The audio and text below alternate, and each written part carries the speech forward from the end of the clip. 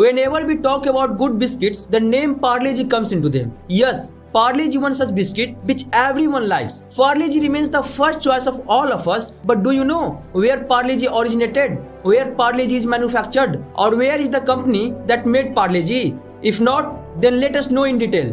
The matter dates back to 1929 when the Swadeshi movement was in full swing. Taking advantage of this, Mohan Lal Yadav set up a company in Parle, Mumbai and started making confectionery items. The first product of Parle company was orange toffee. Along with this, many other types of toffee also started being made. Finally, in 1939, the Parle company started making biscuits after 10 years. At that time, biscuits were imported from outside countries and these biscuits were only for the rich, and British companies occupied big houses and all the biscuit brands. In view of this, the company started making cheap biscuits so that they could be easily accessible to the common citizens. This is the year when in the 1980s, Parle biscuit became very famous with Parle glucose biscuit. Being made in India and easily accessible to Indian people, Parle biscuit became extremely famous. Their representative companies also took advantage of this and started producing biscuit named Gluco. Unfortunately, the Parle company could not patent the name Gluco, and for this reason, the name Parle Gluco was changed to Parle-G,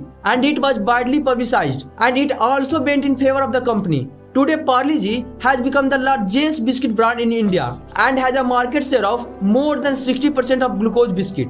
In the beginning, the cover of Parle-G biscuit had made of cow and glowworm, but this was changed later. After this, a cute girl was replaced on the cover of Parle-G, which people liked a lot.